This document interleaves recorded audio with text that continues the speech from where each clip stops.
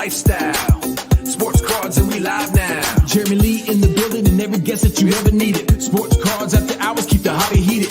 Updates, hobby talk like you never seen it. Sports cards live and none could ever beat it. Sports cards is a lifestyle. Sports cards and we live now. Welcome to another episode of Sports Cards Live with your host, Jeremy Lee. All right, everybody, what is going on? Welcome to another episode of the PWCC Hockey Weekly Auction Ending Watch Party for June the 2nd, 2024. My name is Jeremy Lee, and I am, as always, joined by Mr. Josh Madigan of the Gong Show. Josh, how you doing? I'm doing awesome. How are you? I'm doing good, too. I'm just kind of watching on my phone here the score in the Oilers-Dallas Stars game here. 4.5 minutes left in the second period. 2-0 Edmonton, Josh. I've been saying for the longest time, I think Dallas could take the series. It looks like I'm going to be wrong, and I'm glad. I'm wrong about that. But, Josh, I don't know if you're watching the stat sheet here. Something somewhat extraordinary is going on in this game as I dive into the statistics. And what I mean by that is Stuart Skinner, the goalie for the Edmonton Oilers, has already stopped 21 of 21 shots. However, Jake Ottinger and the Dallas Stars have only stopped 6 out of 8 shots. So the Dallas Stars are way out shooting Edmonton, yet Edmonton is winning 2-0. And I can tell you, even though they're up 2-0, Knobloch, coach of the Oilers, cannot be happy right now with what's going on. And I haven't been watching.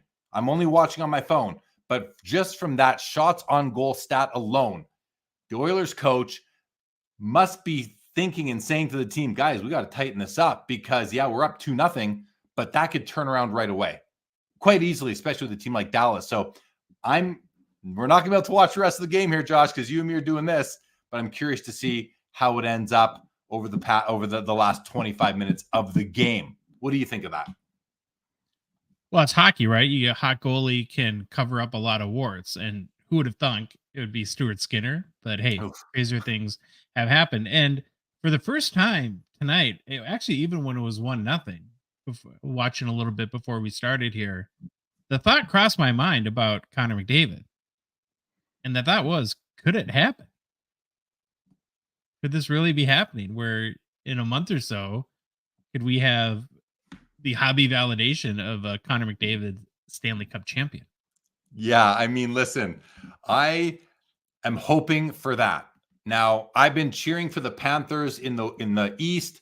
You know, I don't really have a horse in the race, but cheering for the Panthers because I'm a Matthew Tkachuk fan. He played for the Flames, my team. And, you know, our buddy Mitch Grotman, big Panthers fan. Mm-hmm. So, you know, but I'm also, you know, my Rangers fan friends, I support you guys too. You know, I support when it's not my team, I want my friends to be happy.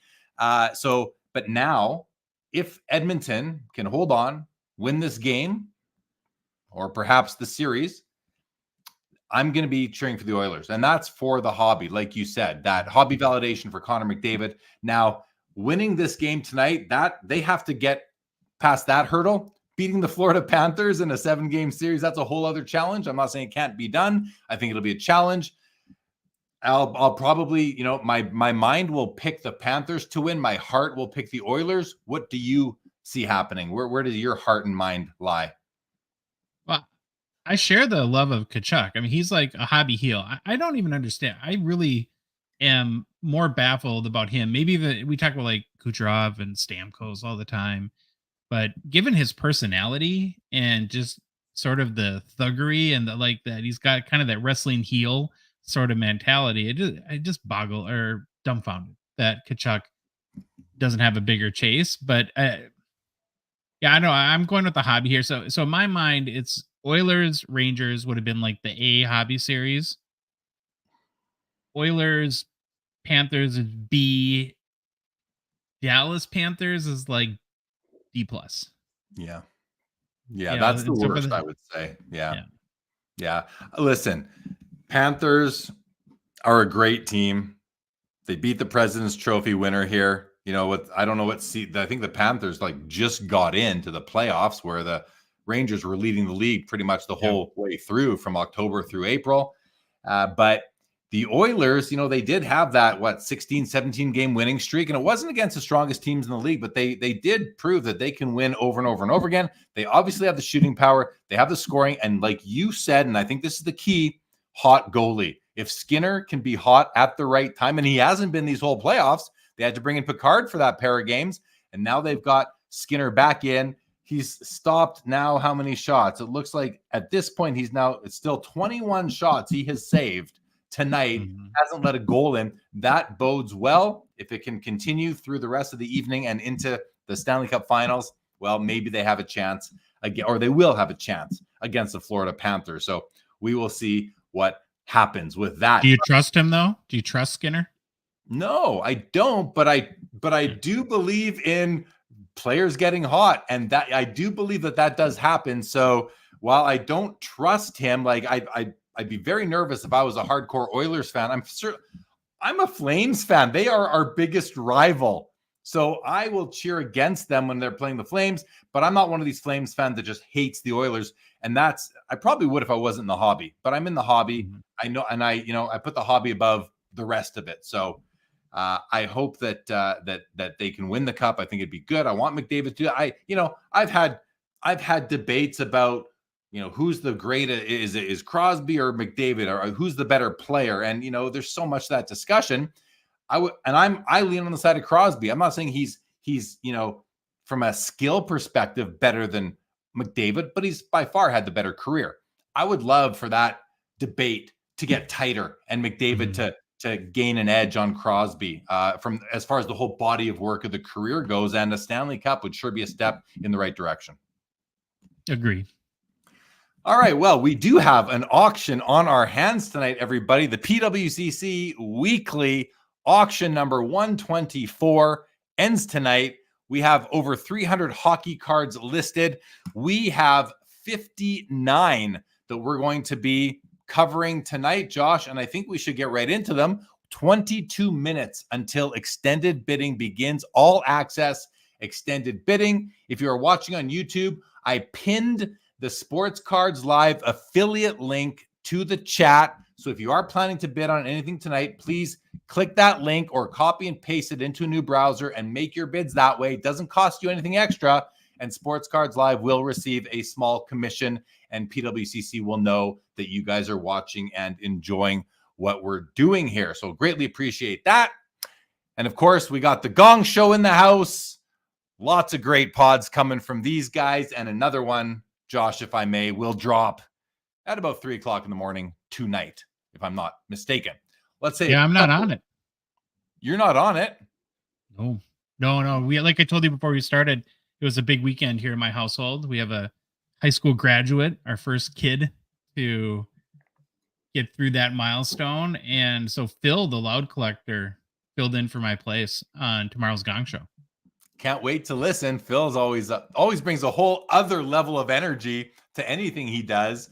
The Loud Collector, there he is. What's going on, Phil? Check out the Loud Collector YouTube channel. Let's hit BC Neil. Says, I want the blue McDavid PMG, but I don't think tonight is a good time to buy McDavid cards. Well, he's talking about this one right here. It grades out a PSA 5. I feel like it's the second time I've seen this card, because I do recognize this little black scratch on the surface of the card there. I do think this is what is keeping this card from being much higher graded. And I don't know what that is. Is that a factory scratch? Did someone take their fingernail when they were opening a pack and rub off part of the blue foil? I don't know what that is, but that must be the problem with this card, because otherwise it doesn't look bad.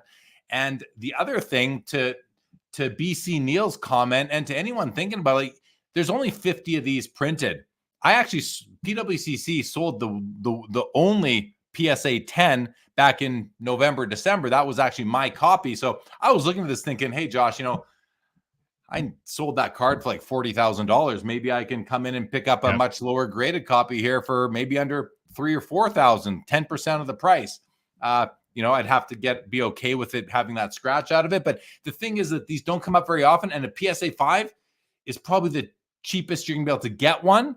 and it's not that bad. Like, it is an obvious blemish. You do see it right away, but it's, there could be worse things going on a 5, I believe, personally. So, but welcome to the show, BC Neil. Phil is cheering. Let's go Oilers. He says, I called a Dallas sweep for nothing. Very happy to be very wrong. Yeah, I think I was calling Dallas in 5 or 6 games. I'm also happy to be wrong. Hello to Jeff McMahon. Hello to Gary. Good evening. Oilers Panthers final does sound good. 99-cent card says, let's go Alberta Oilers. I'm okay with that. 86, what's going on, Bobby? Good to see you. Chuck Clement, welcome to the show. Steve Martin says, it looks pretty minor to me. I'd be happy to have it. My thoughts too, Steve. I agree as well. I mean, it is I don't know if it's a minor. I think it's a major flaw with the card, but it doesn't bother me that much. I don't know if that makes sense. So I'm with you. I agree. Jacob Dahl, good evening. As always, name is here. He's been an Oiler fan since day one. Uber collector, what's going on? 90s is here. Steve Martin addressing the crowd. All right, Josh, let's start up at the top here and try and get through as many of these cards as we can before the second extended bidding window starts, which will be at 7:30 Pacific. So we have about 45 minutes to try and get through these cards, and then we'll get into the action when they start during the 5-minute extended bidding windows. And we're going to start tonight with a Gordie Howe rookie card from 1951 Parkhurst, his one and only rookie card. This is a PSA 3. And before I look at the zoomed in copy, as I look at it from here, the same way you guys are kind of seeing it, looks really good to me. It looks like a good 3, but let's now look at it zoomed in and see what we find. And I'm going to zoom right into this one, Josh, and take a peek. Top corners, they have issues, but that's what you'd expect. And those issues are respectable for a card of this age. And of course, the grade that it comes in, scrolling down, those side edges look absolutely great. Bottom corners have some rounding consistent with the top. I don't see any creases, but sometimes I miss a crease when I'm holding a card in hand, never mind looking at it on a screen. So tough to say. There could easily be creases on this. You can tell that the text is still nice and bright. Both the black and the red is there. That's good. You can tell Gordie's face is pretty clear. There's always registration issues on these cards. This one looks pretty good. And by that, I just mean you see the shadow coming up above the red jersey on the shoulders. See that on almost every copy. Centering, it is situated to the right, but it seems to have a little bit of some tilt maybe going on, but it's tough to say. Either that or it has slight diamond cut going on. In any event, I think this is a very strong 3. Did PWCC give it eye appeal? They did not. So I think that may be conservative because this looks like a nice copy to me. Josh, what are your thoughts on it? Yeah, for 3, I do think it is pretty nice. There's going to be trade-offs, as we always talk about. The one sticking point for me, and I almost don't even know what to say because I'm going back and forth, is the registration on the shoulders. For whatever reason, I think the thickness of it is really, because it by his ear there, I mean, it's really thick, that registration issue.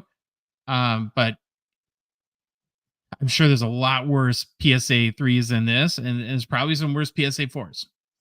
Yeah, here, I'm going to just show you my copy, and I'm zoomed in, so I'm just going to spotlight myself. So that's an image of my copy, and it's just not a great digital copy, but you can see it has that yellow coming above the jersey there. It has it over here, and it does come up right to the bottom of his ear, but it might not be quite as high as we're seeing on this one here. So like I said, I've noticed that on most copies of the card. So It is what it is. It's definitely not a deal breaker. I think, and these cards, let's face it, they were low quality print jobs back in the day anyway. So I think it's a good card. I like it. The back looks super clean. Yep. Really does. A couple of just some dots, nothing that would bother me at all. I really like this copy. I really like this 3. I really do. I don't know what it's going to sell for. We're going to find out. It's at $5,250. It's over $6,000 with buyer's premium out the door. But to me, this is a very nice 3. Let's move on. We have a 1953 Parkhurst Maurice Richard. This is a PSA 2, and this did receive the PWCC eye appeal rating. And I don't know about that. I got to be honest, guys. I don't know that I would have given this the eye appeal rating, because when I look at it, it looks like sometimes you pull a piece of toast out of the oven, out of your toaster, and it's burnt around the edges, but it's whiter on the middle. That's what this reminds me of. You've got serious either smoke damage or toning going on, like in this top area here. And there's almost like a defined line here between one color of the background and the other. It's very smoked out here, and over here it's still got surface issues and toning, but not as bad. So if it was consistent throughout, I'd be okay. But also look over here, heavy toning over here. Meanwhile, this middle area is less. So to me, I'm very surprised it got a PWCC eye appeal rating based on the toning. However, if we just look at the centering, the edges, the corners, and if you can ignore the surface toning, which you can't, but if you were to, then I would understand the eye appeal sticker. But in this case, I would certainly, I would not have, listen, if I'm consigning this card, I'm very happy it got that eye appeal sticker, but as a customer, I would not, and just as a connoisseur of cards, I don't think it's deserved in this case. And if it's completely void of creases, maybe I'm trying to see their point. But even if I was part of that, if it was me and the eye appeal guy and we were kind of debating this, I'm not going to give in. I'm going to say, no, dude, I can't agree that this deserves an eye appeal sticker because of the severe toning going on. Josh, your thoughts on that? Well, we've seen a lot of cards from this set over the last year. I don't know how long we've been doing the show, for however long we've been doing it. And the background ranges from almost too brilliant white to having that little bit of toning. And I think you and I have both stated pretty consistently that we both like a little bit of toning. It makes it feel a little older, a little more vintage, a little more authentic. But where I really agree with you on this card is I think first and foremost, the consistency or lack thereof is what is distracting to me. And I wonder if even like you look at the top left quadrant, is that, I mean, it feels very close to almost staining to me. Yeah, it does. It looks like it almost, I don't know what causes that, but let's say it is somebody sitting there, they're holding do I have a card? I've got one card on my desk. They're holding their card kind of like, this is a 1983 Cal Ripken Jr. O-Pee-Chee card. It's almost like they're holding the card like this. Hold on, I'm going to do it like this for you guys. They've been holding the card like this, kind of covering up the middle and just like smoking and blowing their smoke at the card.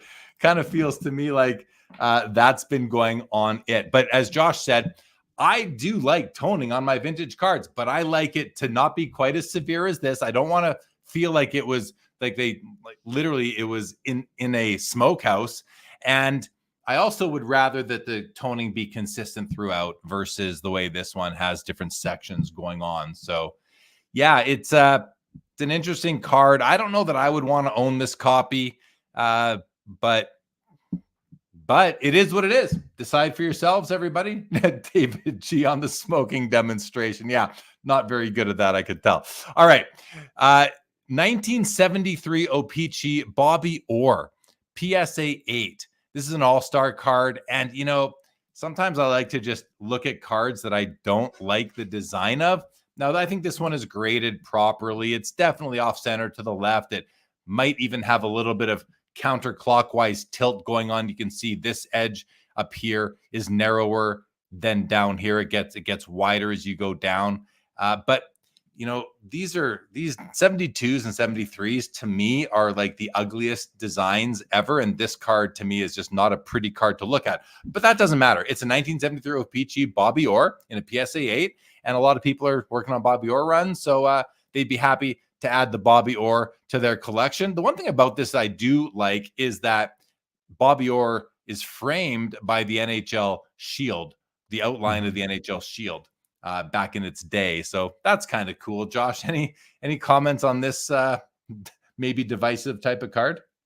Well, where I might challenge your tilt assertion is look at the spacing in the upper right corner between the top right corner and the top of the holder and the left. I think I'm starting to get really annoyed, in particular by PSA holders, and how many cards are just completely off kilter in the holders. Yeah. And you know what? It is on tilt. The card itself is just physically sitting, not straight in the holder in this image. And maybe you're right. Maybe it's an optical illusion, but I thought that when I'm looking, I feel like this gap here, I feel like it does get wider. Am I, are you seeing that I think we're too? both right. I think we're both right. Yeah, well, you're definitely right. You can tell. It's even easier to tell down here. Look at that, right? It's definitely sitting not straight in the holder.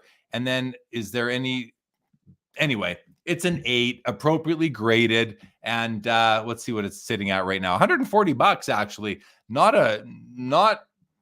I thought it could have been lower, but I think it's based, the population is going to drive the value or the price of this card to a certain extent, along with, just PSA set registry competitors looking for the Bobby Orr run. So, all right, let's keep on going. This card here, guys, the reason why I even, favorited this is because you look at this card, it says the card is of J. Bob Kelly. Who's J. Bob Kelly? Is it this guy? Is it this guy? Well, it's not that guy. You can see the back of his name. Is it this guy? It's obviously this guy up here because it's a Penguins card. But before I realized it was a Penguins card, I'm like, which player's card is this? And I think we have, this is a 1975 O-Pee-Chee, which I love the 75 O-Pee-Chees. I think they're just such a 70s set. And this image is just kind of like, that's the best they could come up with for poor old J-Bob. Josh, what do you think of it? It's a very, very weird card. And I don't know how that this image got made. Well, first of all, the name J-Bob is funny in of itself. It's a little bit of like country sort of hick kind of feel to it. And the hair, I mean, we got to talk about that too. The Capitals dude on the right, he's got some like crazy salad going on there. It just looks like a painting by somebody that got like a B in art school. It looks like a painting. I was just going to say that. It doesn't even look like a photo, but it's a funny, Phil said, the card is hilarious. And that's the only reason why I put a little heart next to it, because I thought would be fun to look at and just kind of joke around like, whose card is it anyway? All right, we have a 78 O-Pee-Chee unopened pack, PSA 9. You can find your Mike Bossy rookie in here, your Bernie Federko, your Dave Taylor, among others. A fun set, and I'm an unopened pack collector, so $120 gets you this pack right now from 1978. And then we have a 1979 Topps Wayne Gretzky BGS 8.5 rookie card. And let's open this one up and take a peek at the card itself. And this one looks good to me. Slight white in the corner there, but I bet you can't even see it with the naked eye. Scrolling down, I mean, corners and edges are very nice. Registration is basic, like close to perfect. Centering, maybe it's a little bit low. Left to right looks pretty good. Not perfect, but pretty good. Like well within a higher grade centering, especially if it was PSA with their loose centering standards. This could easily be a 9 in a PSA holder. Tough to say. Oil drop is well placed, but you can see there is a little bit of registration with the yellow plate, a little shifted a little bit to the right from the magenta plate. But this is a solid copy, I would say, right here. If I was looking for a Topps Gretzky rookie card in, this 8.5 range, this would be a candidate for me for sure. I think it's a really nice copy. How about you, Josh? And then I want to go to some comments. Yeah, I agree. And I was just about to look up the price because it feels, is that about the going rate for an 8.5? It seems like for such a high grade on a grade, I know it's a Topps, that Yeah. Seems very affordable. And so I was following the price and last couple of days looking at this card and trying to figure out, like, in my mind, there's a little bit of a disconnect. Like, why is this so low? What's wrong with the card? Now, the one thing too that I would say about, I guess, what I've learned mainly from doing this show is, I, you correct me if I'm wrong, but even though the registration issues are slight, it's still a little bit more of a registration issue than we would see in a Topps card. I Yeah, feel the like. tops, the quality of print on tops, from what I've seen was much stronger than O-Pee-Chee, but not perfect. And this one is not that. It's not bad. Like Mhm. it's still very good. And for me, it wouldn't. It's not. I'm a registration guy. This Oh this yeah. is good enough for my collection. I can put it that way. Did it And it get is about in IFL? the price range it goes for. Sells for around 3,000, 3,200. So, with buyer's premium, it's right there. There you go, right there. All right, some quick comments here. Yitz, welcome to the show. We will try to find you a 58 Bobby Hull. Steve Martin, I have a Bobby Clark PSA 4, and the corners are really bad to me. It looks like an appealing 3. That's very nice. So Steve Martin says, if you squint, it's beautiful. And again, we're talking about this card here. Good evening, Jay-Z. Welcome to the show, my friend. The professor is here. Good evening, professor. Yes, Neil, it is. This Maurice Richard is an odd 2, but it does have nice centering and corners, as Steve Martin says, and I do agree with that for sure. Vintage says, not a PSA holder issue on the ore. PWC should have tapped it into place before imaging. Yeah, I mean, it happens on a lot of cards. I don't think we were, I mean, I think Josh's comment was that his frustration is that cards move a lot in PSA holders, and PSA themselves they recognize that, and they are trying to fix that themselves. So it is an issue with PSA slabs, because until their recent change, the slabs are pretty junky. PSA slabs are pretty junky plastic, but hobby still pays the most for them. So it is what it is there. But in any event, the card did have potentially some tilt as well. And again, now we're talking about the Bobby Orr over here. High quality tops right there, boys. Yes, Phil. People, vintage card collector says people simply don't value vintage in BGS holders. Simple as that. And that to me that just reeks of opportunity. Like, Yep. that's such a good opportunity because you can still get really great cards. People were grading good cards in vintage cards and BG by Beckett back in the day. They're not really doing it anymore, I don't think, but you can certainly find some value and opportunity there, I would say, for sure. All right, let's keep on rolling here. Josh, we have 3 1980 O-Pee-Chee cards. We got the Mike Gartner rookie and a PSA 8. And, usually I wouldn't tap this one in an 8, but it just looked like a nice quality copy to me. So, you can grab a nice PSA 8 Mike Gartner tonight. We have a PSA 9 Raymond Bourque sitting at 775 and an 8 Gretzky, second year Gretzky. So let's take a quick look at the Bourque and the Gretzky. I mean, this thing is sharp as sharp can be. Like, it's a 9, but boy, oh boy. Centering is really good too. Again, not perfect, but very good. The color is very strong. You could have told me this was a 10 and I wouldn't have questioned it, but it's in a 9 holder. So there must be something that I'm not seeing. Maybe, I don't think it's a centering issue because, again, PSA allows 60-40 on the front. So I think this is well within 60-40. The only place I'm noticing centering, Josh, is like down here, this section of the left border versus over here. Seems narrower over here, but it doesn't seem, it doesn't ruin the eye appeal to me. When you just look at this thing from sitting back, this thing is sharp AF. I will just put it that way. A very nice copy. Certainly gets my approval. And even did it get eye appeal? No eye appeal rating or sticker on this. I might have given it that. Who knows? I'd have to see it in hand, of course. And then this PSA Gretzky, also a very sharp card. It is just like the Bobby Orr, Josh, sitting not straight in the PSA holder. You can see how it's got gap over here and a lower or a lesser of a gap over here between the ridge and the card. And on the bottom, we see the same thing. There's a gap over here, but it kind of comes down. So it is sitting on a on an angle in the holder. And then you got to decide, is there also tilt on this card? And there is also tilt on this card. The border here is narrow, and it widens as you come down, and the opposite on the right side, it's narrow and it widens as you go up. That to me is an issue, but this is an 8. I think it's very appropriately graded. So kudos to PSA on getting this one right for sure. Josh, comments on those two, or all three of them, even if you'd like. Yeah, I have a question for you on the Bork.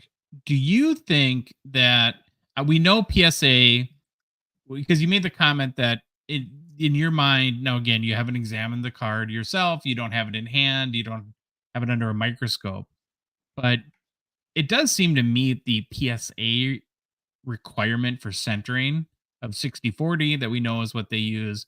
And I don't think I've ever asked you this, but in your opinion, should a gem mint be allowed to have 60-40 centering? No, not to me. That's why, no. I think it should be 55-45. That would be the standard that I would be able to buy into. And that's why you see people often make comments about PSA 10 cards. It's like, how can this get a 10? Look at that centering. Well, yeah, it's within their standard. You have to read their standards. It's not your standards that they're grading against. It's their standards, and their standards are very well documented, 60-40. So, but to me, no, I think maybe when they started their company in the early 90s, maybe back then that was appropriate. I think things change over time. And that's one of them, where centering, because back then it was all about corners. It wasn't about centering in the 80s and 90s or early 90s. It was all about corners. Now it's all about centering. And so I think that standard is just, it's aged. I don't think it, so no, to me, but can they change it and then basically alienate the, billion cards they've already graded? Now everyone's going to, devalue those, which I think in some instances, some of them are anyway. But now we had a comment here about the Bork. Steve Martin says, could be some surface blemish. And Richie Rocket says, is the scuffing on the Bork on the holder? And I didn't even see it the first time. Now I see what they're talking about. A little bit right here. I don't know where that is. If that's on the card, then this wouldn't be a 10. And maybe 9 is appropriate. Maybe 8 would be appropriate even with this surface, if this is some sort of wax residue or something. If it's on the holder, well, then it's just PSA plastic issue. It's not a card issue. But I can't answer that, Richie. Don't know what that is. All right, 3 cards from 82, 83 O-Pee-Chee, the Grant Fuhr rookie, the Ron Francis rookie, and the Wayne Gretzky base card. Both Francis and Grant Fuhr are PSA 10s. These are great cards, guys, by the way. Some of my favorites. I love this year. The third major rookie in the set is the Dale Howard-Chuck, which I have a painting of right there behind me. I love the year. Love all 3 of these rookie cards. And they all 3, I think, are important. Nice grades. Low pop on all these. And the Gretzky is a 9. And yeah, I mean, I'm looking at it. It does. I don't know. When I'm looking at all 3, the Fuhr looks to be like perfectly centered. The Francis looks to be perfectly centered, but the Gretzky, it seems he's sitting a bit high on the cardboard, like a narrower border up here. It is a 9, so that's fine. Still a great card, a tough card to find in high grade for the Gretzky collectors. This in a PSA 10 is going to run you a pretty penny. So maybe if you're working on the Gretzky run like I am, and I don't have this one in a 10, I got nice 10s in most of the cards. Some of them, I'll say, not most, but I don't have this one in a 10, and it's one that I would like to get, but it's definitely tough. Josh, Josh, I want to ask you this, because this is a very simple design. What's your opinion on this design, the 82 O-Pee-Chee design? And there was no tops this year. Really interesting to add that. Yeah. No tops in 82 or the subsequent year, and then they came back. But Josh, back to my original question, your thoughts on the design? I really like it. I didn't even know why. I like the cards when they had the logo, the team logo like that. You see that like very similarly in the 7980 with the Gretzky, that logo in the bottom corner there. It is simple, but I like too how they incorporated the colors of the team into each card, so it kind of gives it a little bit of a color match vibe going on there. And yeah, they're just two great examples. And I think a lot since our show and we talked about the Ron Francis, been thinking about him a lot. And I was 5 in 1982, and so honestly missed the first part of his career. But it's hard to imagine a guy who's got multiple Stanley Cups, is 5th all time in scoring, 2nd all time in assists, having, is he the most accomplished player ever with the least amount of hobby chase?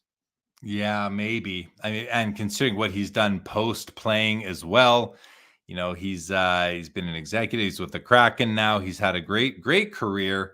Stanley Cup winner. Played with Mario and Yager.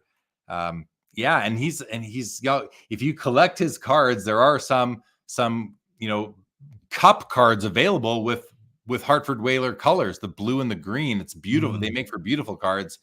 There are some hardcore collectors of Ron Francis out there. But yeah, you're right. He's, he's a top 5 all-time point getters in NHL career scoring. But what is he? Where does he rank? 5th in points and 2nd in assists. 5th in points and 2nd in assists. 2nd in assists only to Wayne Gretzky is what you're saying. But he is 714 behind Wayne Gretzky. Well, that's okay. But he's ahead of everybody else who's ever played other than Gretzky, which is huge. So and I this love card it's a pop 48. There's no tops, and last sale was like $1,600. Yeah, exactly. It's a special card. 1982 here. I'm 10 years old. These were the first packs that I have vivid memories of actually opening up, looking for the Dale Hawerchuk rookie card. So tons of nostalgia in this set for me. Same with my friend David Kaplan here, who I went to the same elementary school with. And he says, what about the Thomas Steen rookie, which is also in the set? He's kind of making a joke, but he's right. Thomas Steen has a rookie card up there in the 82 set, right close to the Dale Hawerchuk, back when the teams were all grouped together within the set. And look at that. The Gretzky just got a bid.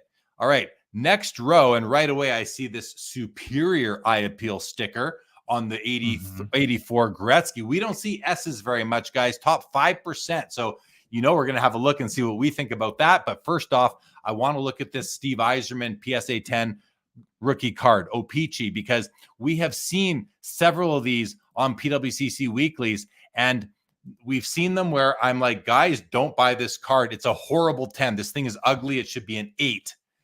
This copy, though, I'll just let you guys in a little bit. I've already looked at this. I looked at this closely before the show to see what I thought. And I think that this copy is an extraordinarily good copy. And let's see why. Why do I say that? Well, starting with edges and corners, wonderful. I can't pick apart anything to do with the edges or the corners. They are sharp all around.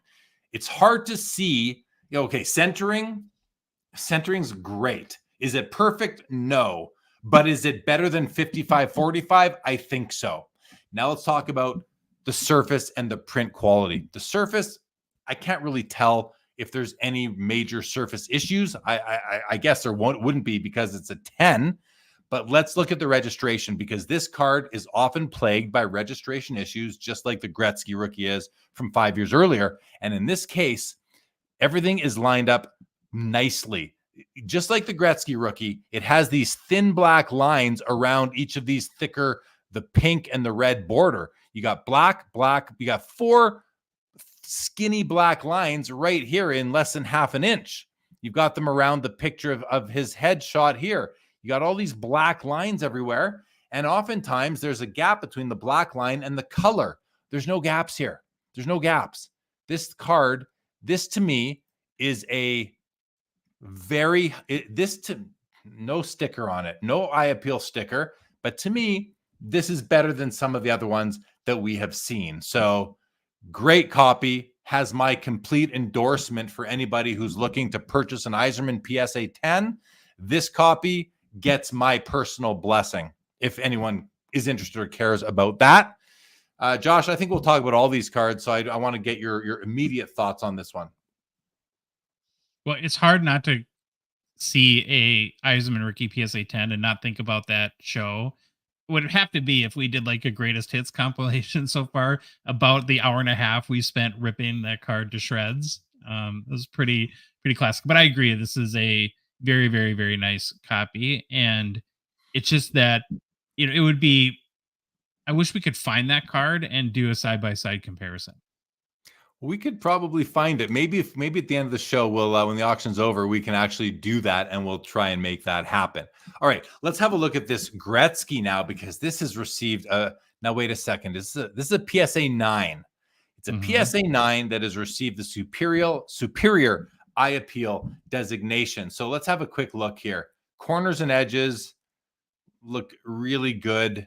Rough cut across the top. That's it.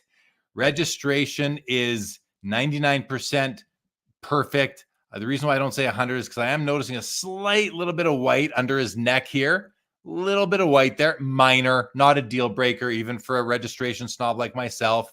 Centering is really, really good. It might be 50-50 on the nose in all directions. I do notice two minor flaws with the card, and those are, maybe you guys are seeing additional things, but there's a little something right here where a little bit of that black line is just broken up a little bit. And then down here, we have a little black print dot right over there. Again, it's pretty minor. You can see a little registration issue right here. We are zoomed in too, though, here, guys. We are zoomed in at like 500%. So, you're going to see this. It'll be a lot harder to see with the naked eye. I also noticed it right up here. Like, it's so minor, but right here in the corner, you can see a bit of a discoloration. And again, that's just a slight registration issue. I still think that it's, 99, 98% good. Great copy. I'm not going to disagree with the eye appeal rating of superior, but it's just, we don't see those very often. So in any event, great copy. And, you might be able to find another copy of this card that looks like basically identical, except for centering can be tough, but everything else might be exactly identical, and you might not have to pay a premium for the superior eye appeal sticker, but it definitely does come with it. Nice card. Josh, anything you'd like to add to that card? Yeah, I was just doing some comp comparisons, and typically there's about an 8x premium between a PSA 9 and a PSA 10. So if you're of the ilk of, I'm not buying the grade, I'm buying the card, a lot of value here. Yeah, definitely potential value. If you're, to me, the PWCC S eye appeal rating is basically like makes the card a 10. It isn't, because it's not in a 10 holder, but it makes, let me rephrase, it like a 9.5.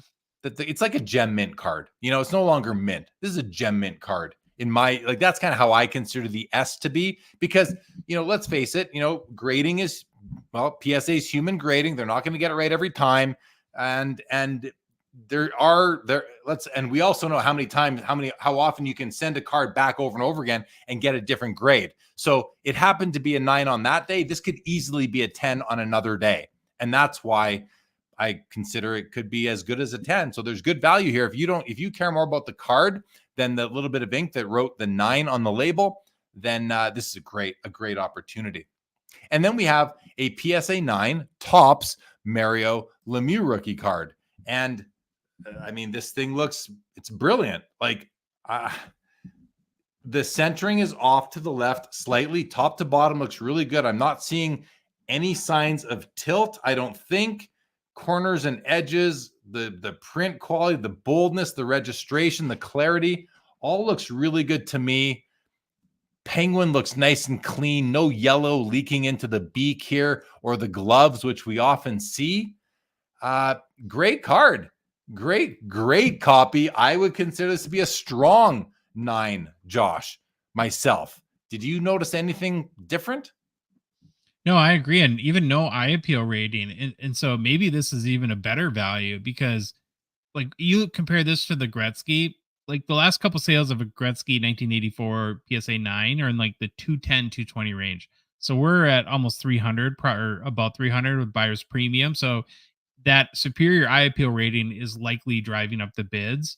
The fact that the Lemieux, unless there is something on the surface or there's something we're not noticing, that obviously before you bid, do a careful inspection yourself, but could be that's a really, really nice card. Very nice card. Couple of comments. Vintage says, I'm assuming for many years, grading companies could measure centering precisely to the exact percentage. Now they can. Maybe that has an impact. I agree with Jeremy on 55-45 for PSA 10 should be the standard. Yeah, we're on the same page there, Vintage, for sure. Bobby says, Ron Francis played with Mario and Jagger on a line. I would have netted 250 goals. No, you wouldn't, Bobby. I've seen you, Bobby. You weren't netting 250 goals on that line. Can I chime in here, Jeremy? Sure. Because this one, I love you to death, Bobby. I really do, but I gotta and chat GPT for the win here. So Ron Francis played 714 games with the Hartford Whalers, scored 821 points, an average of 1.15 points per game. He then played, I should say, 533 games with the Penguins, so less than with the Oilers, scored 613 points, averaged 1.15 points per game. So identical is on the Oilers. Yeah. Or on the Whalers, I should say. We know Bobby's joking. I think he knows enough. He knows enough about hockey to know that Ron Francis deserves all the respect that we could ever give him. But that's funny, Bobby, because you wouldn't have scored 250. Come on, buddy. All right. Steve Martin says, was he big with the Islanders or the Jets? I forget. If you're talking about, I don't know who this came in over here. Dale Howardchuk was on the Jets. He never played for the Islanders, if that's who you were talking about. Steve Martin really wants a Lemieux rookie. Yeah, good card to get for sure. 2-1 Oilers now. Dallas Stars on the board. And I just have to say that, the shots haven't changed much in the third period. It's 31 shots for Dallas and 9 for the Oilers. 9 shots across in 2.5 periods. So crazy. Yeah, the Oilers, they're not playing well right now. They're generating no offense, and I'm not even watching the game. To you guys watching, I'm curious, are the Oilers playing as poorly as the shots tell us they are playing? Are they just holding on for the win now? What are these guys doing? What are they doing? All right. Speaking of Jagr, here's his 1990 O-Pee-Chee Premier Rookie. It's in a PSA 10 holder. It's at $120. A great card. There's 5,000 of these things out there. No problem finding one, but it's a great card. I almost used this card for the YouTube thumbnail for this episode tonight, Josh, but I went with the Yzerman instead. And then we got a Sergei Fedorov Upper Deck PSA 10 rookie at $170. That seems high to me, actually, Josh. 170 on a Fedorov PSA 10. While you look into that, we've got a second-year O-Pee-Chee Premier Nicholas Lidstrom rookie card, PSA 10, sitting at $44. And, Nick Lidstrom's got several rookies. This was never my favorite. I just don't love that old Detroit uniform. Let me rephrase. I think it's cool because it's so old, but I don't think it looks great on cards. But it's still O-Pee-Chee Premier. And, the Jagr is the number one card from this set. Back in the day, it was the Fedorov. It's been the Jagr for a long time, though. And if you wanted to get the best card from the second year, it's going to be this Lidstrom. That's a nice pair of Hall of Fame rookies to have in really cheap, because they're junk wax stuff. But you can pair these up really, really cheaply. And I think that's pretty cool. Josh, did you find out anything on Fedorov? It's an all-time high already. All-time high. Okay, yeah, good to know. Good to know. Well, it's a nice copy. So brand new holder and all of that. And now we're finding thank you guys for letting us know. BC Neal says the Oilers are playing decent. Turpin Force says they're playing efficient, not just useless shots. Okay, good. Jeff McMahon likes the choice on tonight's thumbnail. Thank you. And Bobby says they're playing fine. It seems like they are getting a lot of shots blocked or missing wide. Okay. At least they're generating offense. That's a good sign that they're not just going to lose 3-2 now, which hopefully they don't do. Okay, next row. We have a trio of Wayne Gretzky cards. 2 are autographed. The one that isn't is a game dated from 97 Upper Deck. And I remember when these came out, I didn't understand them back then. And to be honest, I still don't know really what these game dated cards are, how rare they were. I understand the concept, but I don't know how rare they were. This is a PSA 8. It's a population 9 with 5 graded higher. So one of the top 14 copies.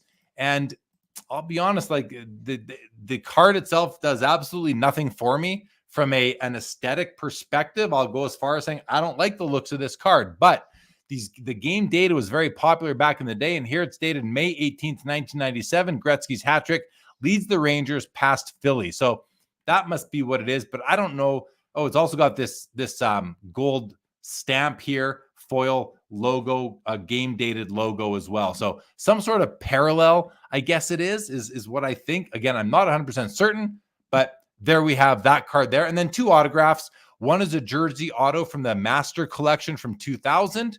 Grades out the card is slabbed authentic. The auto grades out a 10. Let's have a look at both of these autographs, and then we'll get Josh's thoughts on all this stuff. This is cool. These are, again, from the Master Collection. Let's zoom in. That autograph is absolutely beautiful. Perfect. Love it. 25 of 50. Oilers uniform, Oiler jersey. Very cool card. And then we have a 0405 sign of the times. This card is raw. It is authenticated by Mike Baker Authentication Services. Autograph looks really good too. Not as good as the last one. A few different weight inconsistencies, I'd say. Like it's dark up here, but it kind of lightens down towards here, and up here something going on, but still a very, very high quality autograph right there. So $320 on the sign of the times, $460 on the Master Collection. I think that's a deal right now, guys. And I have no idea what this card is worth. Josh, what can you tell us about these 3 cards? Quick comment about all 3. The game dated card it's weird that you can't see his face. How many hockey cards are there where literally now that being said, that is my favorite Rangers sweater of all time. And so it's more of but it's just kind of a strange, I'm not sure I'd want to spend a lot of money on a Wayne Gretzky card where I couldn't see his face. Yeah, it is an odd photo selection. However, maybe they were looking for that, that follow through on the shot. I do like the pose he's in. I don't know how much I like seeing this guy here. Like that it's somewhat distracting. This card might be better if he's just not there or he's kind of dulled out, but yeah, it is what it is. What did you think about these autograph cards? I really like this Master Collection card. And again, I think that these early jersey, it's not the 97, of course, but that down the road, that there could be a premium on these very early patch autos or jersey autos. So very, very interested in this one. And then I'm typically a fan of Simon the Times, but on the next one, I don't like the pose he's in. I don't like it's a weird sort of like staged photo op on the ice or something like that. So I would, I can't say there's anything wrong with the card or wrong with it. I just don't prefer that pose.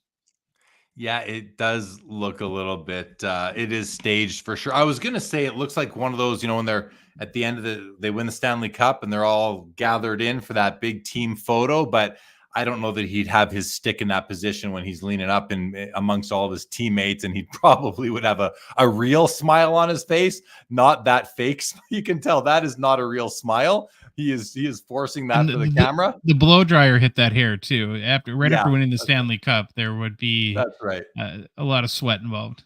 Yeah, he just got out of the shower here, guys. That's not right after a game, unless it's post-game shower. In any event, I also want to point out here, I noticed we do have some damage in the top right corner of this card up here. I think that's damage because that's definitely damage up there. So keep that in mind. I don't know if that's why they didn't have a number grade done. Also notice it's got these 2 maple leafs on either side of the jersey here, and that is to indicate that this is from the Canadian Master Collection product versus the American. There were 2 versions of the product. Bobby tells us Dallas has 11 shots blocked. So you can add 11 shots almost to Edmonton's shot total. Yeah, Steve Martin agrees with your comment about the face. Bobby lets us know it's a base parallel. Yeah, that's what I thought, Bobby. Thanks for confirming that is what I somewhat feel like I remember. And Brett says, Gretzky cards without his iconic helmet seem lacking. Oh, they're lacking that helmet. That's for sure. Let's Go Jordan is back again. Says, which version is better? I assume Canadian. I don't know.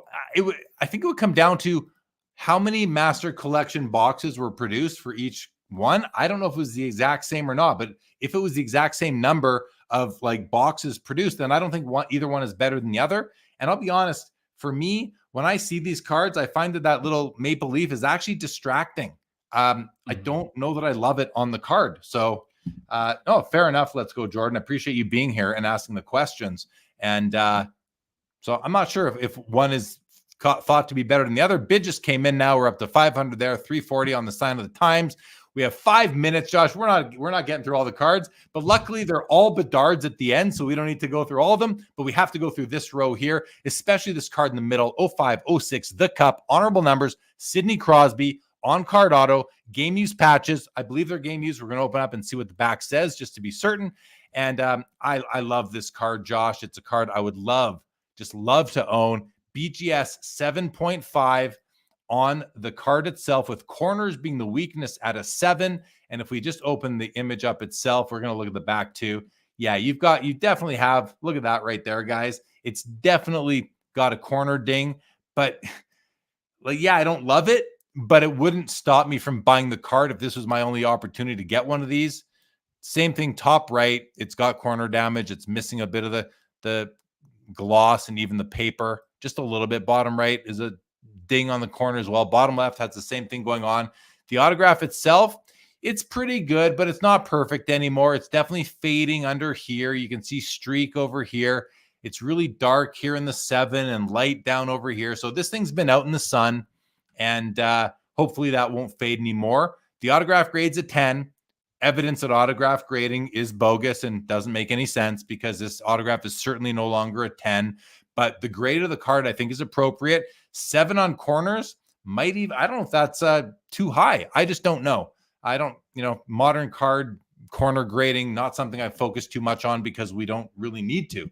We don't see issues with like these thick cards with major corner damage. So, but overall, a really cool card, still a rookie year RPA. And now I want to look at the back and see authentic piece of patch worn by Sidney Crosby in an official NHL game. That's as good as it gets for the authenticity of a jersey, or at least the certificate of authenticity on a jersey. So I do love this card. I love the card. I love the honorable numbers. Crosby, this copy has issues, so proceed accordingly. $3,900 plus buyer's premium right now, I think, is still a really good deal. Josh, your thoughts? I know it has issues, but thick upper deck cards, I feel like they come like that out of the pack. I mean, I really think that the more experience you get in the hobby, the less you expect any thick card to be honestly in any sort of good condition. I feel like the gem mint sort of hobby philosophy is on the standard 35-point cards. Like that's the and it should be, there's almost like a different standard when it comes to these thick cards. And that gets me to, you have Sidney Crosby, $4,000 game used, really great patch, rookie patch auto. I almost, for my collecting taste, and given, because I do expect any thick card from Upper Deck to be pretty beat up out of the box, essentially, is I have probably more of an issue with the auto than I do the condition of the card. I think that's fair. I think I also have more of an issue with the auto than I do the corners. And I buy I have a lot of auto patches in my collection going back to, this year and recently. And, if I inspect them too much, sometimes I can kind of be like, darn it. But if you just look at it for what the card is meant to be, which is the autograph, the memorabilia, a nice picture of the player, hopefully a nice design, a little bit of a corner issue isn't going to bother me too much, because I don't really grade my thick cards. I might in the future, but as of right now, I don't grade them unless I buy them graded. So, okay. We have a dual prestigious pairings from SP Authentic of Patrick Waugh and Martin Brodeur, also from 2005. Oh, we have our first update of the night. So we are now into the 5-minute windows. We didn't get close to getting through what we wanted to here, Josh, but we're on our way. Anyway, nice card. Probably like the second best pairing you can get if it doesn't, it doesn't have, this set has a Howe Gretzky as well, which is amazing. This would be a nice one to pair up with them, two of the best goaltenders of all time. And then we have a sweet shot puck signing Gretzky auto right here. authenticated by MBA for $330. This is not an actual piece of puck in the card as it might appear to be. It's some other type of material that's in there, but it's certainly not rubber. It's just made to look like that, just as an FYI for those of you that don't know. And Brett says, I have newfound love for honorable number cards, especially the hand numbered ones. Turpin Force says, thick stock cards grade horribly. Yeah, pretty much that's going to happen. And Kung Fury, yay for the Hockey Cards Gong Show. Love Josh and Troy. Attaboy, Kung Fury. Very, very nice. All right. The Bobby Orr Electrifying has sold for $324. The Ovechkin Power Play Autograph Rookie Buyback, I believe buyback. If not, buyback out of 21 is at $675. And a 2014 SP buybacks Crosby has sold for $1,710. Wow, that seems like a healthy number to me on that card, Josh. I would not have expected this to have sold for more than about $600, and it sold for $1,710. I'm obviously out to lunch on that card. I don't know it that well. Any comments before we move on? Yeah, can I make a comment on the Electrifying? Just how much I love these cards. I'm pretty sure that is probably a record for the Bobby Orr. And I waxed on and on. I went on and on our show about 2012 Fleer Retro, but I want to just say this again here too. Here's the insert sets in 2012 Fleer Retro, and you tell me this isn't one of the greatest releases of all time. You have Essential Credentials, Jambalaya, Hot Shots, Flair Showcase, the first hockey PMGs, Playmakers Theater, Noise Boys, and Electrifying. Yeah. Amazing lineup of inserts. Unbelievable. Okay, let's keep on going. This Bobrovsky Frozen Fabrics, it's $35. It's in an SGC 10 holder. I just love the design. I'm a big fan of any patch where you have a small patch window, but they do it really nice. I like the colors. I like the stamp. It's out of 20. Listen, he doesn't play on Columbus anymore. He's going to the Stanley Cup Finals this year, but with the Florida Panthers, I just like the looks of the card. I want to share that with everybody. It's not a special card. It's just a fun card, a cheap card, that you can just kind of collect because cheap cards are fun too. We have a exquisite Connor McDavid rookie out of $299, BGS 8.5, and they have an exquisite McDavid rookie patch out of $35 in a BGS 9 holder, mint condition. I love this. I think this is really cool. I would like a bit more action, more color in the patch, but still, I think these are just awesome. I love these exquisite patch rookie McDavid cards. There's several different versions of it, different designs, vertical, horizontal, and all that. I'm just a fan. Josh, what about you? Do you like these exquisite McDavids? Oh yeah, I would love to see a little bit of orange in there, but what a huge patch window and a really cool rookie patch card. Yeah. We have a question, Kung Fury. He says, I don't understand what bid needed to extend item is. Well, we're in what's called extended bidding, Kung Fury. And that means that if a bid is not placed on any of these cards within the next 50 seconds, the auction ends. If a bid is placed, the auction will extend, but for 5 more minutes. That's what it means. So wherever we see green, these are all. So here's a couple in green. These cards are already, they've been bid on during this window. So they are now extended to the next 5-minute bidding window. Okay, here's 3 really great McDavids here. We got the gold seismic right in the middle here, 2,900. This is off center, 7.5 centering, which is bringing the grade down to an 8, but an amazing card. 2,900 is a good price. The PMG blue still at 2,600. Keep in mind, PWCC sold my PSA 10 late last year for over $40,000, and here's a PSA 5 at 2,600. Basically 6% of the price or something like that, like an opportunity to get this card at a huge discount to a PSA 10. That makes sense, but there's only 50 of these as well.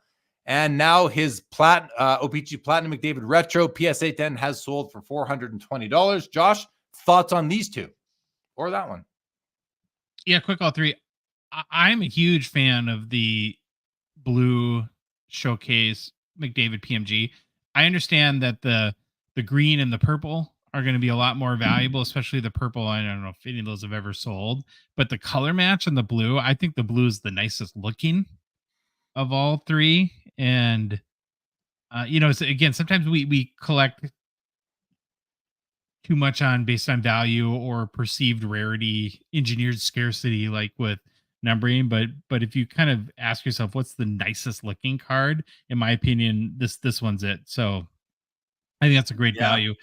It is nice. The green and blue go nice together too. Obviously that one's out of 10. The red being out of 100, I think that year, is nice as well, but not as nice as the blue or the green. And then the purple, the employee, I'm actually looking at it. I have mine up there on my shelf.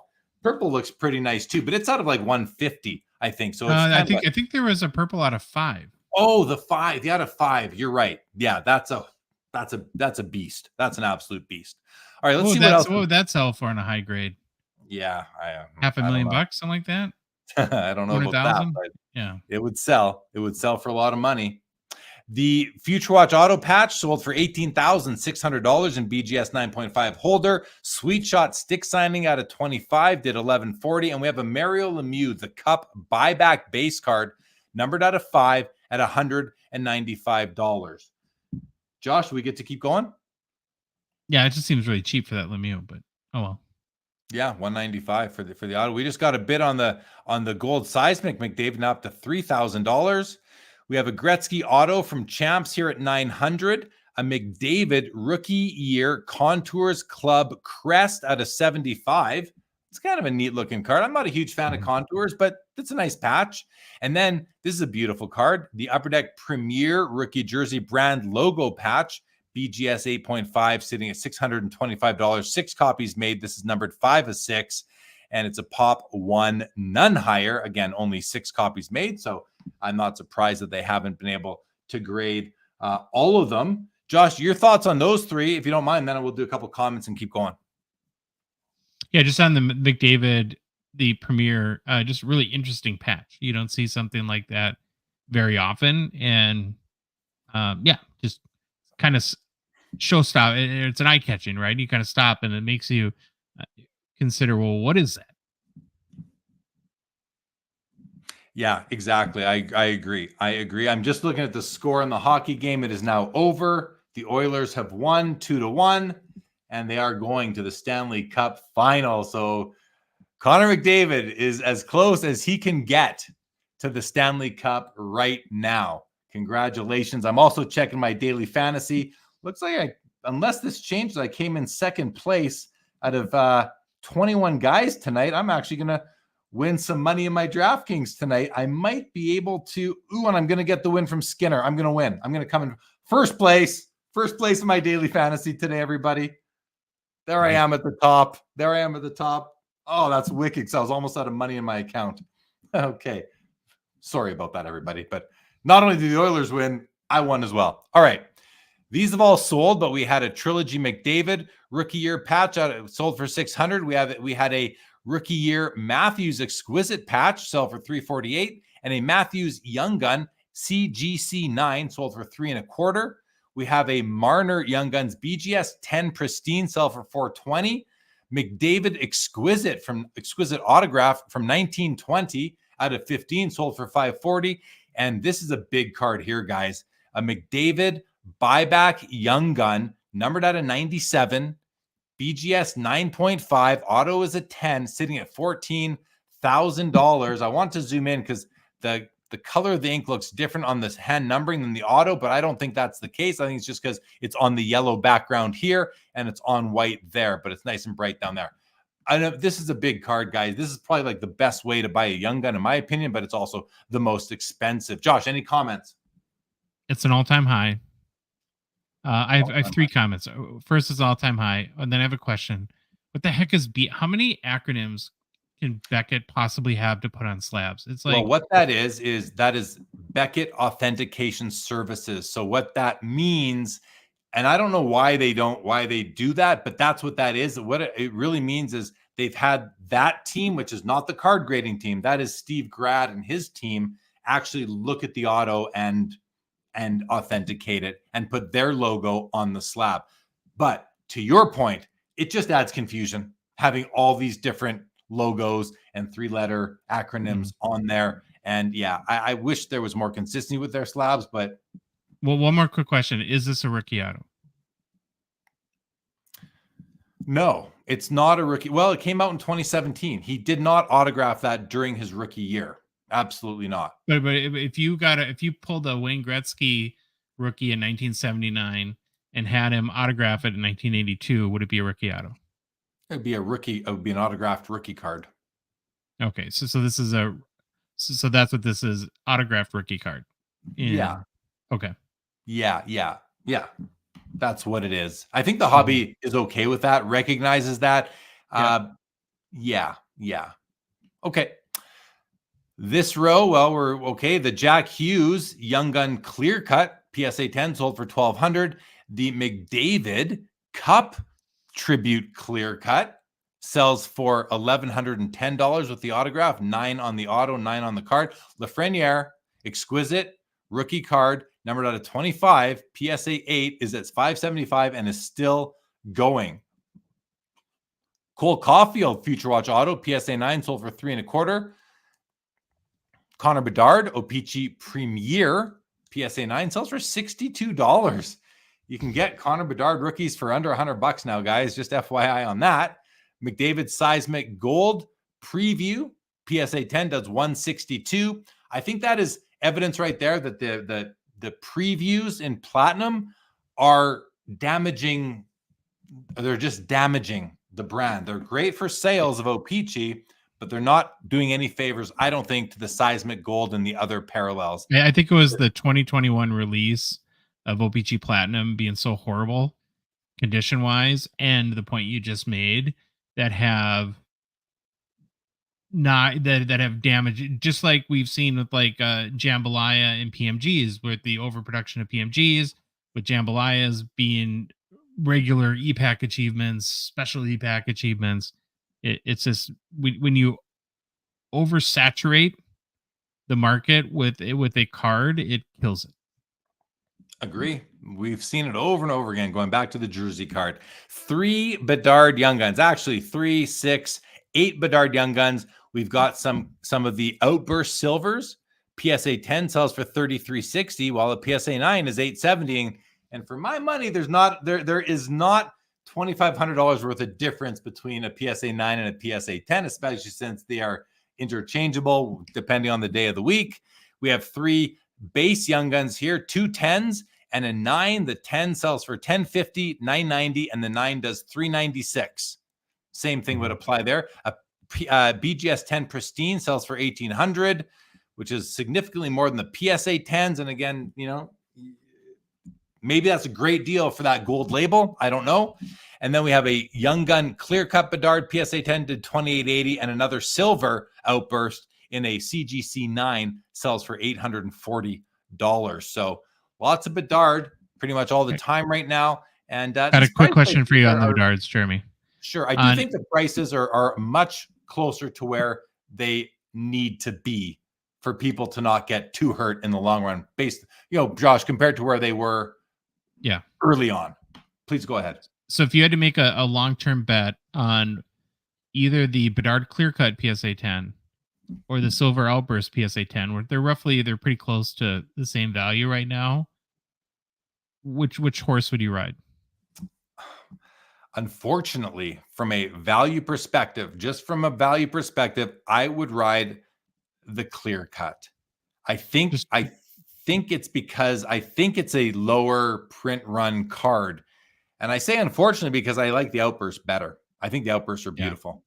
What about you? The Outburst has the same pack odds as French. Period. It basically replaced the French variation as far as in the sort of configuration of it. Right. So it does have a little bit higher print run than that. But I agree with you. I think they did an amazing job on the Outburst parallels. And then I wonder too if in the only one thing that I would say about that is because, and I don't know if this is just me manufacturing something down the road, but because this is it's not only Bedard, but it's the first Outburst, if that would carry any weight down the road. I think it will. I think it will, but not for the Bedard, not for the rookies. I think where you're going to see some extra value in that will be on the veterans in the base set, like the Crosby and the McDavid, those guys. It's their first outburst silver, red, and gold. That's really cool to me, right? That's really cool. Yeah. I don't think it'll matter much for the Bedard because, he just got lucky. Yeah. So, but I hear what you're saying. I think it's worthy of discussion, but I don't think it's going to matter too much. So we do have here, Kung Fury says clear cut young gun is 1 per case. So 50 young guns equals 1 Bedard clear cut young gun every 50 cases. Right. Which is, I think what he's saying, that is going to be a lot rarer than the outburst silver Bedard. Yeah, you'd have to compare it to the pack odds for outburst silver, which I don't know offhand, but I have no doubt that the clear cut is more rare. Yeah. Okay. Oh, the clear cut is rarer. Right. Okay. Let's go back up to the top here. Most of these items have now sold. I'm glad to see the Richard only sold for $288 because it's just not a pretty copy. The Howe PSA 3 does $6,600. The Gretzky Tops BGS 85 $3,600. J-Bob sells for $37.20. The unopened 78 pack $144. Bork PSA 9 $1140. The Gretzky second year $336. And I want to see these guys. The Ron Francis does $25.20 and the Grant Fuhr $870. Wow. The Yzerman $38.40. The Gretzky $3.25. And the PSA 9 Tops Mario Lemieux under $1,000 at $840. These are all kind of lower end cards. The Gretzky Master Collection Auto Jersey $875. The game dated still. Oh no, these are still alive. My bad. Still going. But the Crosby Honorable Numbers has been sold for $46.80. Look at that. $1,080 on the dual prestigious pairings of Patrick Roy and Martin Brodeur. Nice to see $1,080. It's a healthy price. $396 on that Gretzky auto.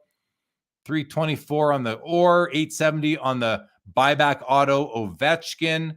$42 on future Hall of Famer Bobrovsky. We'll get to those comments in a moment, guys. $750 on the exquisite patch Connor McDavid rookie. I love that. $420 on his platinum retro. We saw these.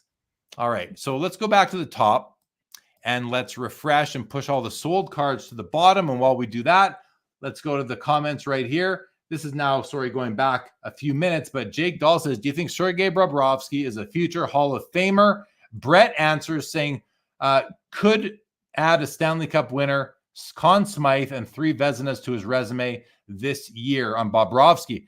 I think he is I think he's going to be a Hall of Famer, personally.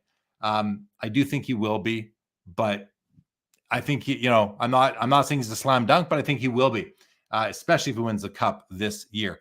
Josh, do you have any opinion on that?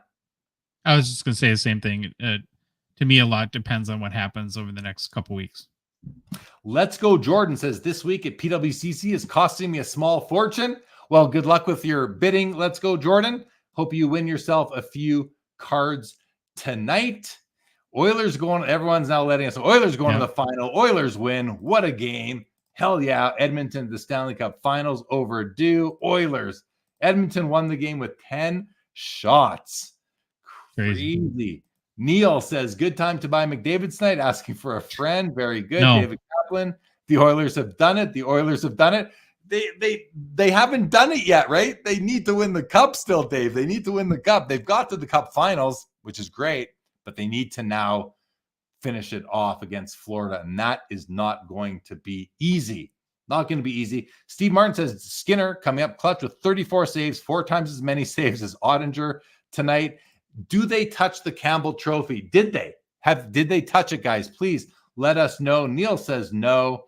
We'll see. Rally Sports Cards, you're making me want to crack one of my cases. What's that in reference to, Rally? What is that in reference to? And Kung Fury says, yes, Outburst Young Gun is 1 in every 5 boxes. So Young Gun, Bedard, clear cut, I think you're saying, King Fury is, you're saying the Outburst Young Gun is more common. Yeah, thank you, Kung Fury, for that. One comment I want to make about that, though, and just a little going back to that question, like hypothetical outburst versus clear cut, is that totally understand that the outburst is less rare than the clear cut, but the hockey hobby is full of cases where more common cards have higher value than less common cards. So it doesn't necessarily, it doesn't mean that the outburst would be more valuable than the clear cut, but you can't discount it just because it's more rare. Because I think probably hockey than any other sport in their hobby has more cases of higher print run cards carrying more value than lower print run comparisons. Could be. Yeah. I'd have to think about other sports, but yeah, I mean, you're right. Print run is not the only thing that matters. There's brand equity. There's all sorts of other reasons that cards are, have value against other cards for sure. Oh, and Rally, you're talking about a case of Series 2. Thank you. Now I know what you're talking about there. Rob lets us know that nobody touched the trophy. I'm glad to hear it. I don't want them messing with karma or anything. So Rally says, so 2.3 outburst Young Guns per case. Does that mean one Bedard outburst every 20 cases? Yeah, I guess about that. Brett says deluxe out of 250 versus clear cut. It would be interesting to see which is rarer. Well, the deluxe, if I remember, doesn't really have anything special going for it except a different color foil telling you with the stamp, right? It says deluxe on it, and it's got numbering. Go ahead. Everyone, I would agree with you, Brett.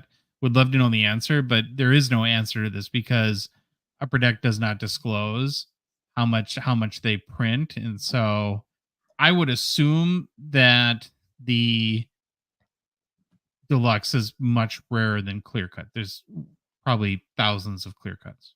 Yeah. Steve Martin calls out the day with the cup cards. They're pretty rare, but still affordable. Yeah, you're right. They are still affordable, Steve. You can buy commons for $5 I've seen, and even the best players don't go for too terribly much. And I think that, that's also another sort of, it's one of those programs that that's like, who really cares if it's not your team? Like if a team I don't like won the cup, I don't care about day with the cup cards for that team. It would have to be my team for me to care, or or a player you collect. So or the Phil Kessel with the hot dogs in the Stanley Cup. Come on, $1 million card right there. That's a mil. That's a mil for sure. All right, well, let's see what's left. I think we only have 6 cards left that are still alive. Everything else has been sold. We still have the Gretzky game dated. We've got the Gretzky Master Collection. We got the exquisite McDavid rookie without no auto, no patch. We got the PMG Blue McDavid. We've got the Seismic Gold, and we've got the Premier brand logo. So what's that? 1, 2, 3, 4 McDavids and 2 Gretzkys, Josh, left in the auction. So, and there is another minute and a half in this window. Looks like the Seismic, the brand logo are the only 2 so far that are guaranteed to go into the next window where we need bids. Well, we just got one on the PMG Blue here. So that's going into the next window. These 3 are at risk for being over in the next minute 11 if they do not receive a bid in the next minute and 7 seconds. So while those clocks tick down, we'll come back up. Let's look at some more sold stuff. The beautiful Howe PSA 3 6600. I'm just going to look to see if anything jumps out at me that we haven't already discussed. The Francis, Jeremy, the Ron Francis. That's an all-time record sale. And actually, if I could make a general comment real quick while we have 30 seconds or so, I would really encourage people, if you have not used PWCC to sell, look at this auction. The values are very strong tonight. And you look at like the weekly auction typically has about 10,000 total cards and about 300 hockey cards. And we, and with our show and our social media, we do a lot of record sales. PWCC pumps out, very consistently high values. And, I think one of the reasons why we do this show is to encourage people to consider PWCC from a listing standpoint. And you look at, there's even the McDavid retro base card that sold for like $420 tonight. That's really strong for a base rookie right now. I mean, I could list the Fedorov as an all-time record sale. The Young Guns buyback is an all-time record sale. Like I said, I just think that it's, worth maybe thinking about testing it out if you haven't done that yet. Yeah. Great comments. And if you are listening, you can see on the screen right under right under my mouse right now in yellow, and my camera is blocking it, so I can't even see it. But if you are listing with PWCC, you're going to sell, you can choose SCL. And I don't know if the Gong Show, if you guys have your own affiliate code for listing on PWCC too, Josh, but use SCL or use Gong Show, whichever one. We're both happy for either of us. All right, let's go back to the top now and see what's going on up here. So those three now are all sold, and we're down to 3 cards left. The game dated sells for $468. The Master Collection Auto Jersey, $1,110. And the Exquisite Rookie sells for $468. That leaves us with 3 cards in this. We are now in the final 5-minute window of the auction. So I forget who was asked. Was it Kung Fury that was asking how the... Yeah, it was Kung Fury that asked earlier how this, what it means by bid needed to extend item. So Kung Fury, right now, if you're still with us, you can see that the seismic gold is going to go into the next window. So people have more opportunity to bid after 3 minutes and 20 seconds have expired here. But the 2 bookend cards here are in red. So if there's no more bids in the next 3 minutes and 15 seconds on the PMG blue or the brand logo, those cards will sell for these $3,800 and $825 respective prices, plus the 20% buyer's premium. So that's where we're at, guys. 3 cards left, all Connor McDavid's here on the evening. You are welcome, Kung Fury. I'm glad that helped. And Rally says, Zach Hyman Future Watch Auto gem rate is 69%. FYI, just passing that info along because I just looked it up. Hey, thank you. We'll take your random trivia anytime, Rally. Thank you for that. I want to just give a special hello and welcome to everybody watching on Twitter right now. 45 people watching on Twitter and, of course, on Instagram as well. What's going on Instagram? Only a couple people there right now, but the way it works there, we have probably 150 people or so coming through. Oh, it might even be more than that tonight as I scroll through. But thanks everybody who is coming in and out on Instagram, on Facebook as well. All right, Josh, we are down to 2 minutes here. We still need bids on the 2 bookend McDavids, but that seismic gold is at $4,300. Josh, if you could buy any of these cards tonight, which one are you going for? And I'm guessing it's between Seismic and PMG. Yeah, I think I would buy the Seismic Gold because while it has taken a definitive hit, I still think in the long run it's going to sort its way out. But again, though, we have another example of just a very strong night at PWCC. The last sale of a 2050, and this was August of 2022, right? Where it's all pandemic-y pricing. BGS 8.5, a little bit higher graded, sold for $3,480, and we're at $4,300 on a BGS 8 here. But I do think on the long haul, as much as I want to say I don't get sucked into the whole grading thing, I think the PSA 5 is going to hurt this. I might even, if I was like looking for value, I might crack the PMG. And do what with it? Sell it raw. Just have it, hold it raw. I mean, I would be. I mean, I'm very. I believe very strongly in being open, honest, and ethical. And so I would do nothing to hide the blemish. I would actually call it out in there. But I do think that there's a perception issue when it comes to grading, where if the grade is too low, if it's like a standard deviation below sort of what people normally expect, that it really kills the value of that card, and you can't almost overcome that from trying to maximize the, like we all try to do when we sell, maximize the value we get for our cards. Yeah.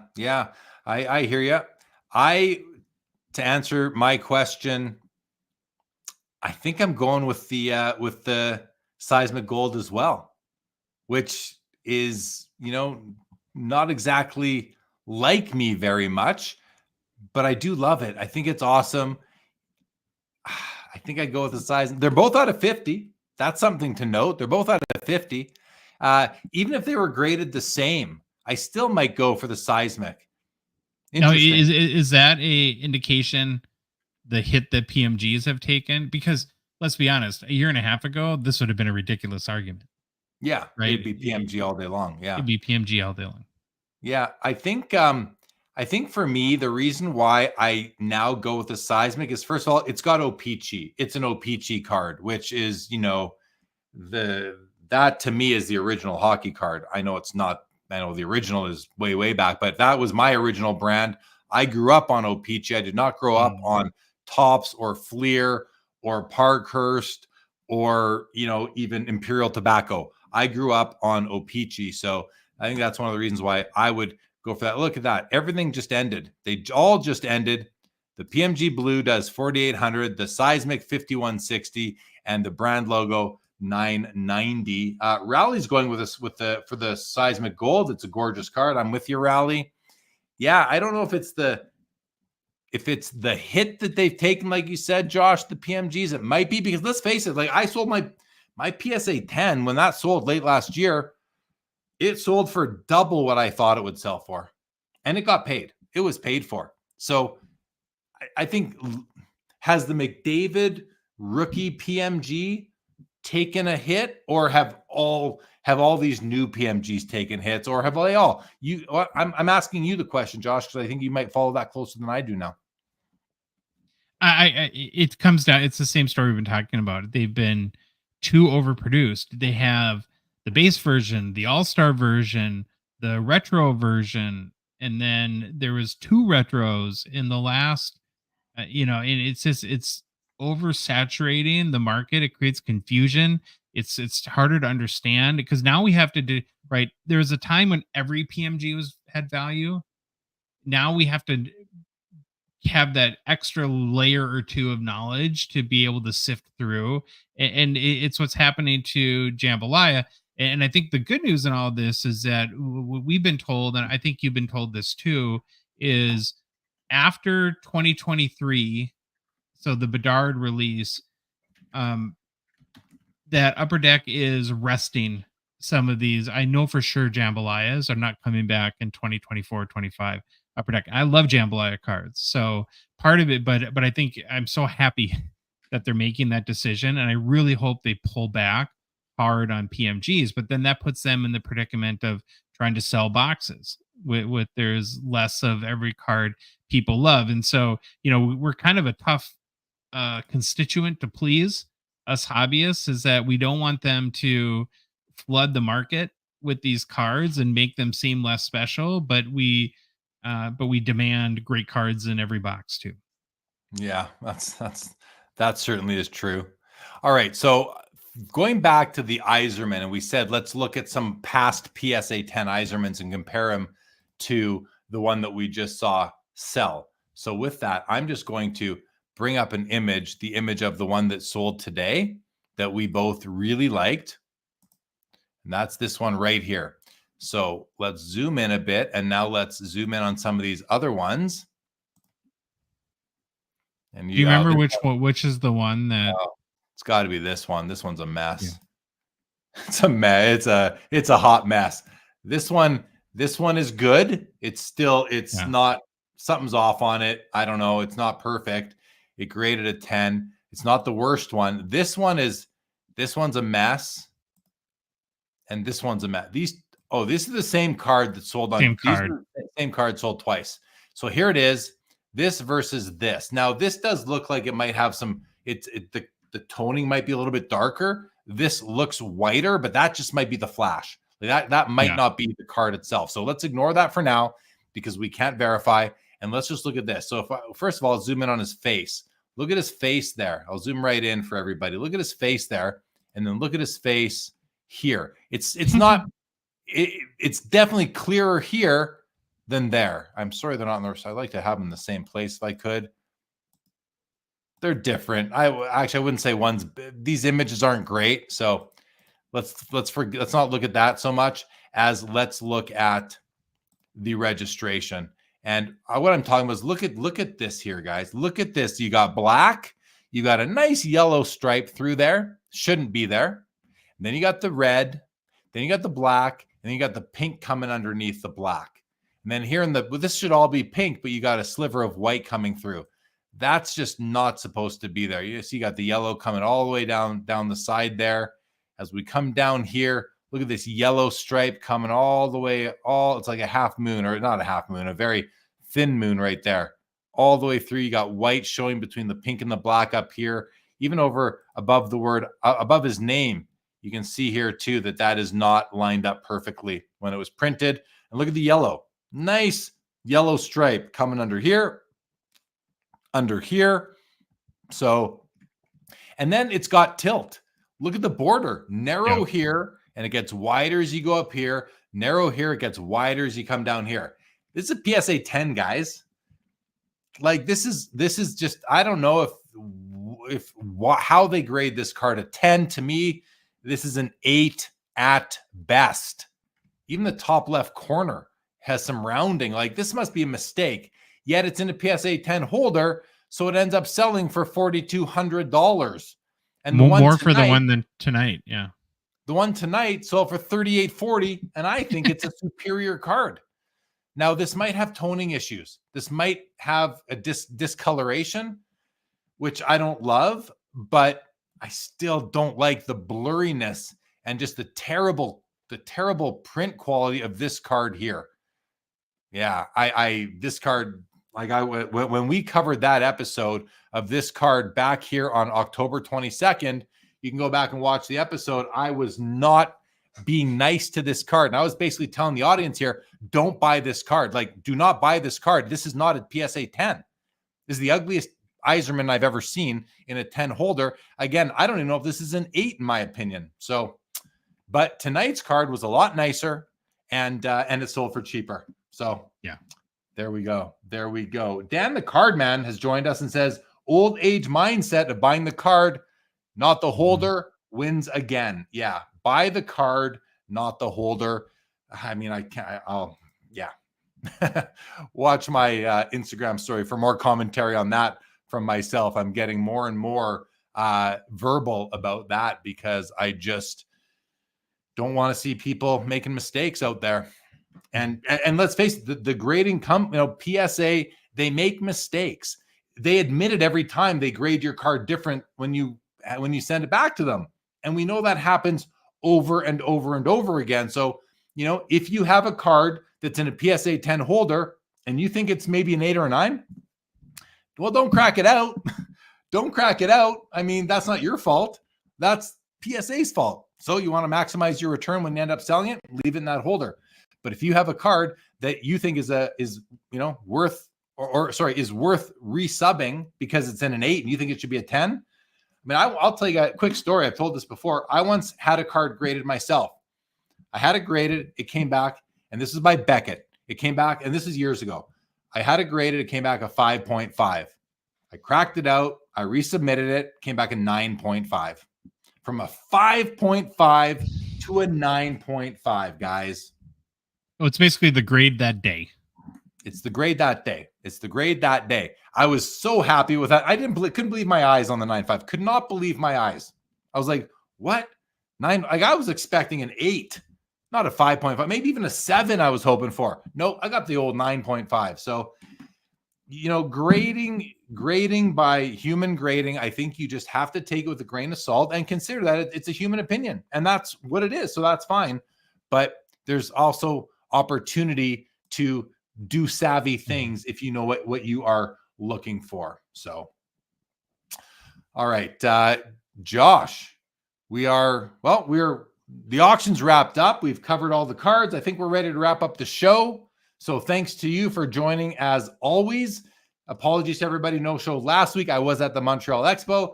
Josh, I think we're planning to do another show next Sunday. We'll do them as often as we can if it works out. So stay tuned for that, everybody. And I want to thank everybody in the chat for your comments, your questions. If you use the Sports Cards Live affiliate code when you bid, I'm grateful. If you use the SCL code when you are selling, I'm grateful.